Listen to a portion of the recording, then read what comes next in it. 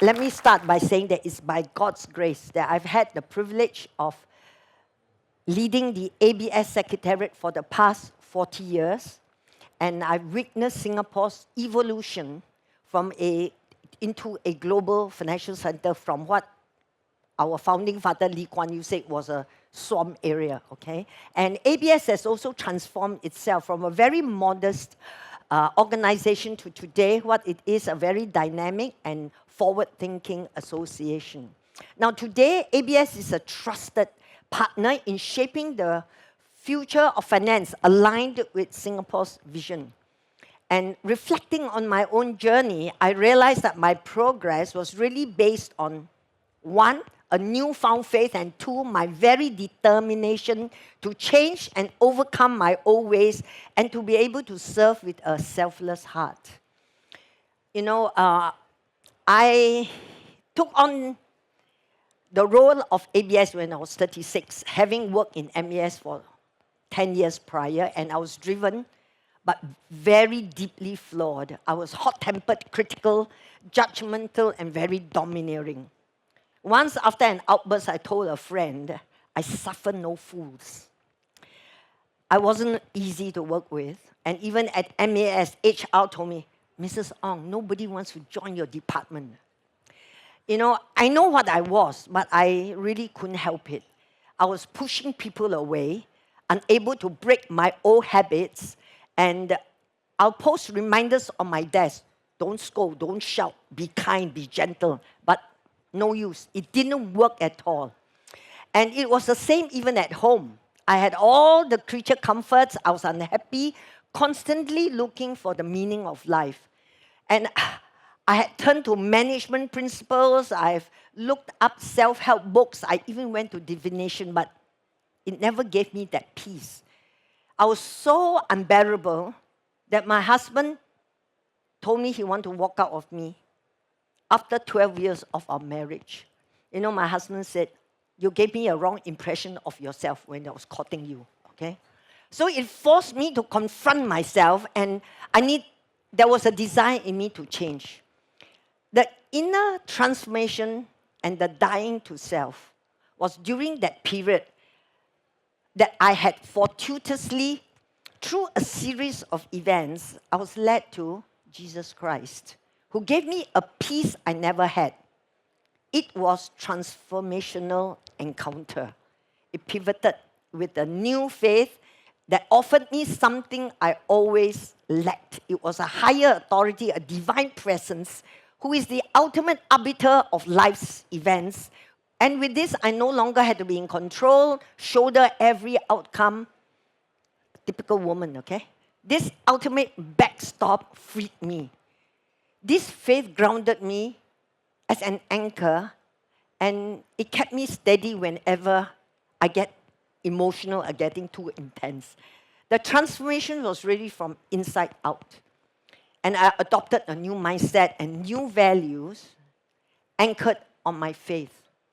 And I want to say that it's so important that to be a successful leader is to have a set of very strong inner core that will sustain you when you have external success. Now, as I strive for freedom from my pride of having my way all the time, it enabled me to submit to my husband and also my bosses. Again, submission is also very important. Submission is one of the critical aspects of a successful leader. That's what I found out. And now, even though I have strong convictions on many issues, I try to advance them kindly, gently, rather than fiercely. And, you know, I'm glad colleagues have, over time, saw a change in me. And in fact, a former ABS colleague of 26 years said in Malay to me, Mrs. Ong, dulu macam harimau, sekarang tukar macam kucing. Okay? Let me translate it. He said, you used to be like a tigress. Now you have been transformed to be like a cat. So I told him, I said, tak cukup, not enough. I still want to change into the nature of a kitten, but the kitten that can roar when needed. The transformation was also noticed at home. You know, on my 55th birthday, 18 years after my husband wanted to walk out of me, he gave me on my birthday 100 red roses with a card handwritten by him that says, "Totally in love with you, hubby." Yeah, the card is a bit old because I've left it on my table and exposure to time paper don't wear well, okay? I wear better than the paper. Looking back, if not for God who changed my life, I would have been bitter, divorced, and with a broken family. When my husband said he was in love with me, do you think he was in love with me? Yes or no? Yes or no? No, it wasn't me. It's a new me, okay? Anyway, read the book. Now at 78, people ask me why I'm still working, not retiring. Where do you get your energy from? And my answer is really the freedom that I now have from my transformation. I'm freed from my old self-centeredness, and I've gained the freedom to let go of my pride, my rights, and I've found a renewed energy to serve others with no strings attached. And I want to do more good work. Again, I realized that being able to value others is another important aspect of a successful leader. Basically, I'm a busybody. I'm keen to drive meaningful development projects. It brings me immense joy. It gives me purpose, passion to positively influence outcomes that impacts community as well as Singapore. And now with newfound humility and credibility, I've earned trust, and trust has to be earned. I positioned the ABS as a neutral, honest broker in the industry and to help Singapore thrive as a reputable international financial center.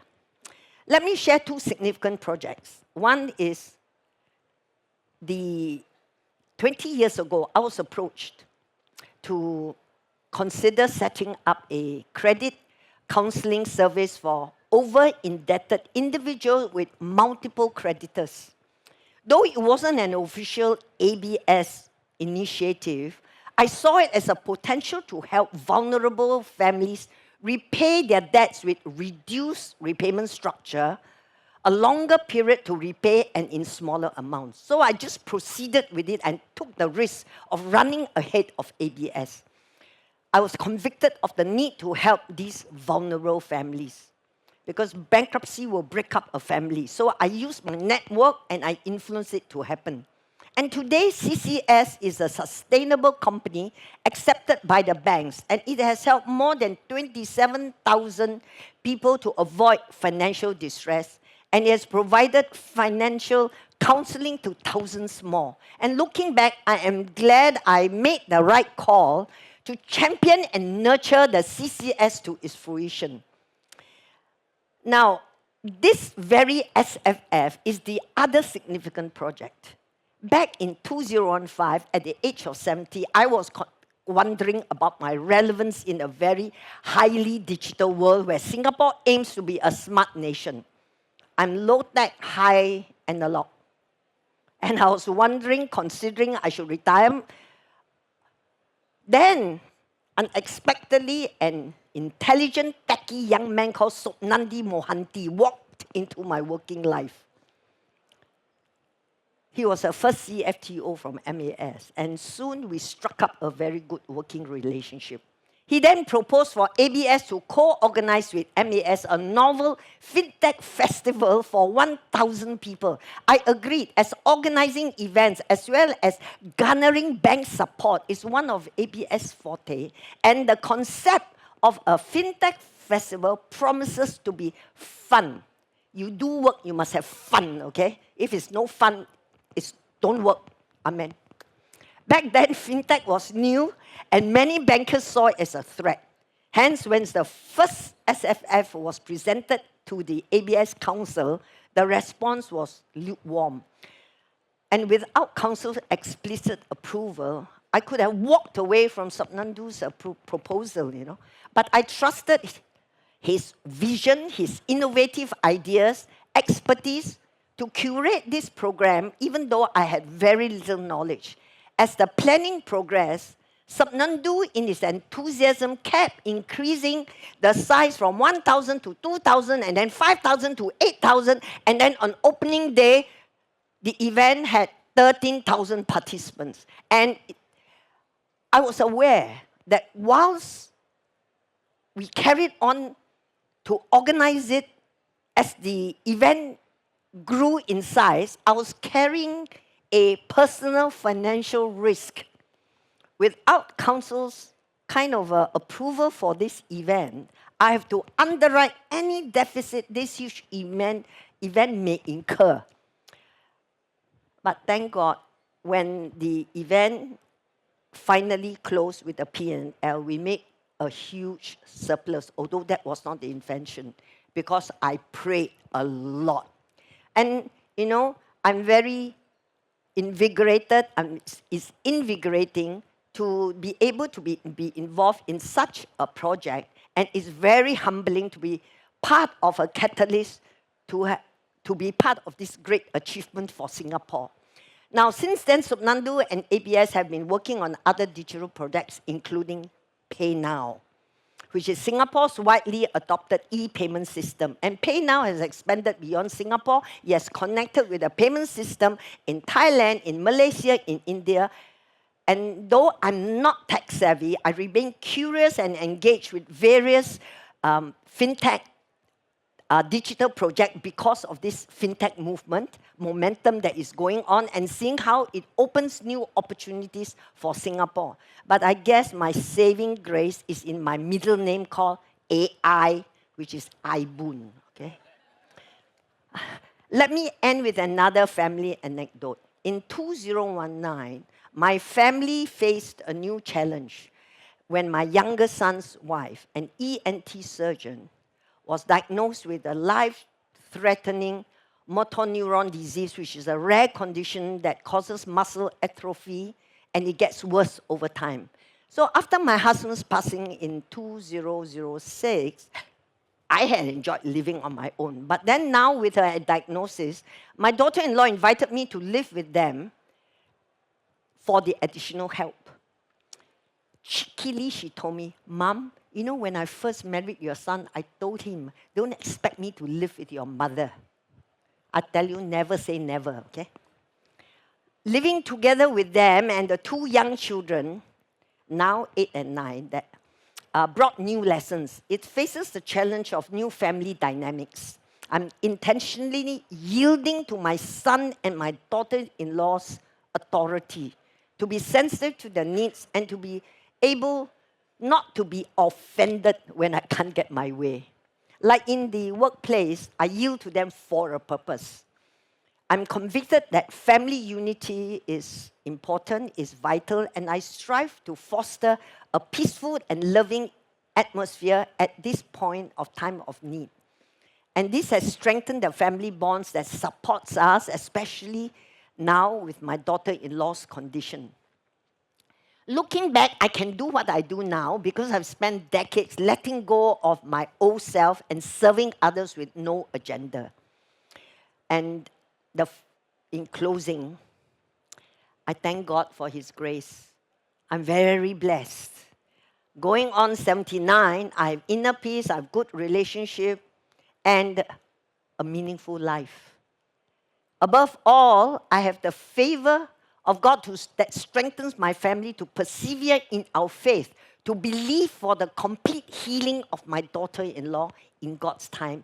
And for me, the opportunity to continue working in ABS until I'm 95. You all agree with me, right?